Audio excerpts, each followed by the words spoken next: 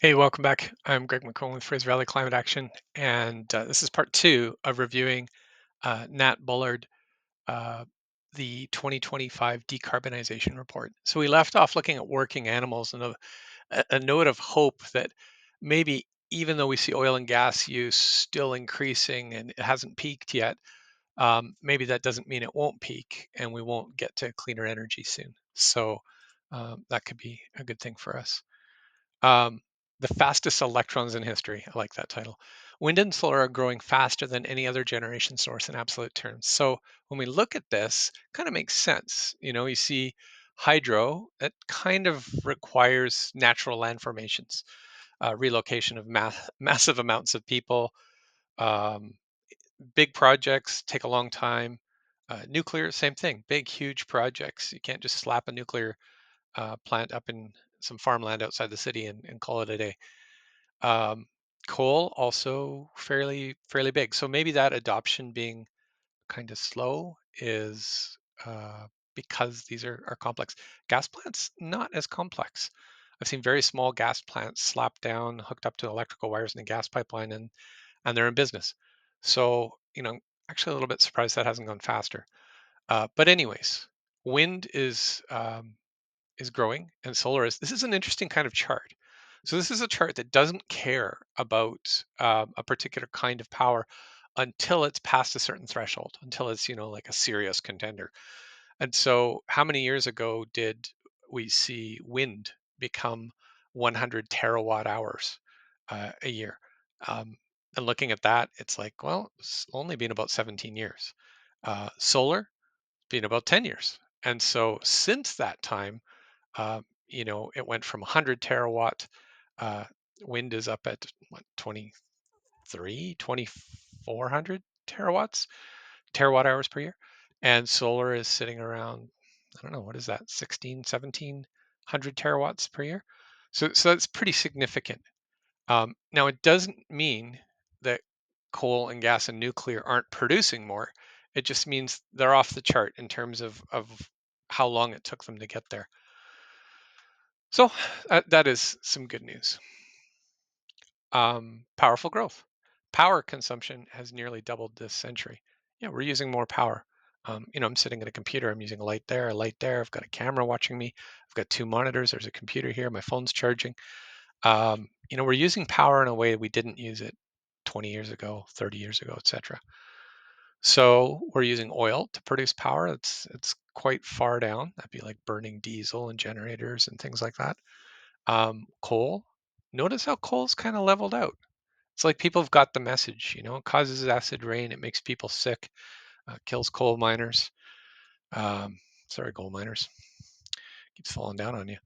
Um, and look at gas. Gas is still growing. But coal really seems to kind of leveled out. We know India and China are increasing, and the EU and the US are decreasing. So that kind of makes sense. I like to think about these charts carefully as I'm looking at them. Like, does that make sense? Does that fit with what I know? Um, just to test it, right? I don't want to just assume that because something's on a chart, it's real. Um,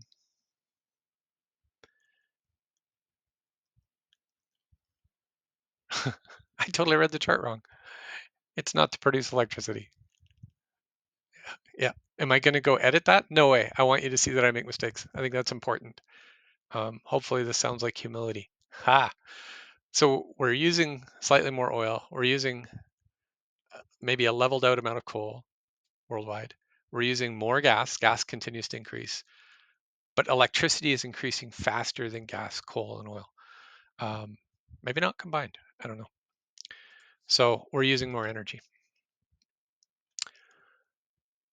Percentage of per capita GDP expenditures on electricity, oil, gas, and other energy.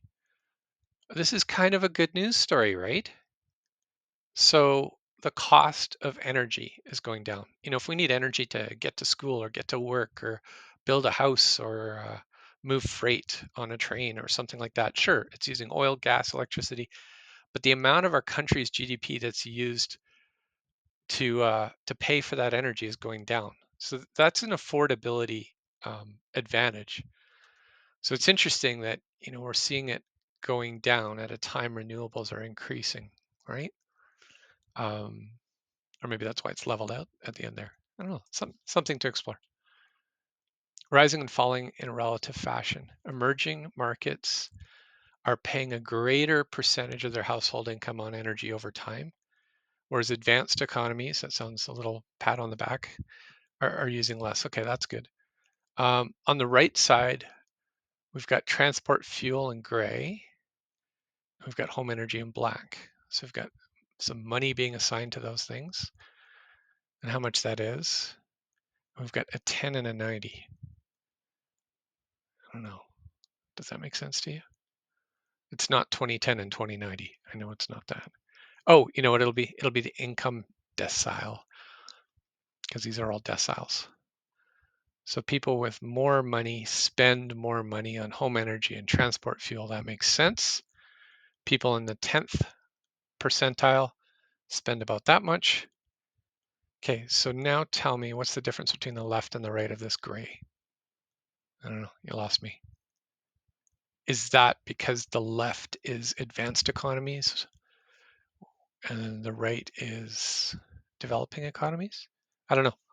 So, like I say, this isn't me with all the answers. This is me learning with you and talking through. I hope you like the approach. If you don't, find another channel. Um, so, I'm willing to learn. Measured trade. A decade ago, there were 9 trade measures for clean energy. Okay, that's interesting. So, there were measures for clean energy. Okay. And today there's 212. So that's this little chart here at the top. And then we've got 2015 to 2024. And presumably these are, trade measures per sector. That makes sense. So we're looking at solar. We didn't have a whole lot at the beginning. Started out around 0 for clean energy. Yeah, so in 2015, it kind of wasn't a thing. People weren't talking about it. And nobody was talking about electrolyzers. Electrolyzers, if you use electricity, you break apart water, it produces hydrogen and oxygen. That's what those are. Heat pumps, thank goodness, love those things. Electric vehicles, love those things too. Batteries, pricey, but I like them. Wind turbines, yeah. Solar PV, okay. Well, that's interesting. So we're not seeing clean energy trade measures for oil, gas, or coal because they're not clean energy. Got it. Source is the International Energy Agency. Good work, guys. Think globally, object to locally. There are 400, now almost 400 local ordinances against renewable power in the United States. So this is like a town saying nobody can have solar on their roof because those panels are blinding the drivers and you can't see, or or it'll reduce the value of my house because you have a wind turbine on the back corner of your property, or local ordinances against renewable power. Can you imagine that? I'm sure taken in isolation, it made perfect sense at the time, but can you imagine that? Making it illegal for people or companies to put clean power in your community, so you have to stick with the dirty power. That's terrible. So there's some resistance, right? Because these laws don't just get passed by themselves. There's vested interests that make billions of dollars a year, and they ask for these things.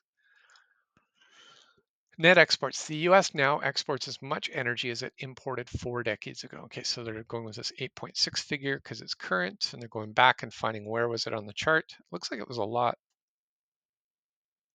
more recently. So they're not trying to be sensational. They're just picking 40 years. So maybe this was an aberration as we headed to 2005 and back up. But yeah, what has happened? The Permian Basin and other things like that, we've seen an increase in drilling. We've seen fracking, accessing oil and gas. Yeah, oil and gas that it wasn't necessarily, mostly gas, wasn't necessarily accessible before. Maybe having to work harder at it, but the technology's come along. We've got drilling that can be steered. Maybe that's old news, but I don't work in the drilling industry, so I don't know these things. So the US is now a net exporter of energy. Doesn't mean they don't import any energy. They import in some parts and export in others, where it's convenient, right? Primary challenges. Primary energy is an imperfect but instructive look at 7 decades of U.S. energy. Okay, very U.S. centric here. 5 minutes left. So we see oil, gas, coal, renewables, nuclear. I don't know about you, but I'm surprised that nuclear has just kind of flattened right out. Um, I know there's a lot of people talking about small modular reactors, but I'm really shocked that we haven't just continued to build these nuclear reactors. I guess they have to be put in a location that's stable, that has access to uninterruptible amounts of water for cooling and things like that, so bad things don't happen. Um, Certainly there's risks, but seems to me there's also risks with the other things. I'm really glad to see coal dropping. Like, this is huge, and this is U.S. energy. U.S. has been doing some really important work in getting to more affordable, more sustainable forms of energy. I'm a little disappointed to see gas going up.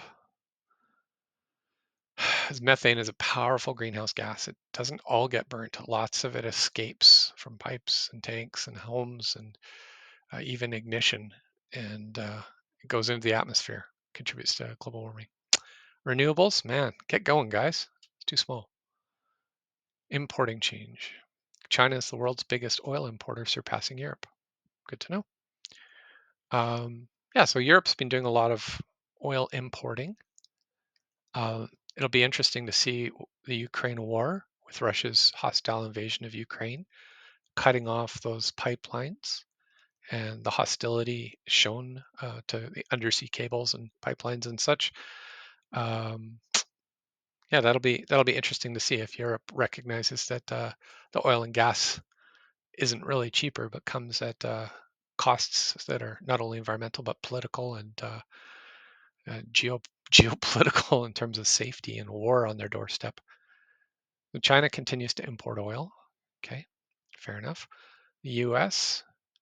is an oil importer. They're also an exporter. Okay, good to know.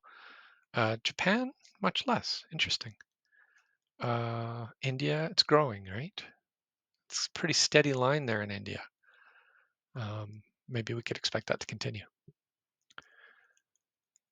China's apparent oil demand reached its current peak in 2023.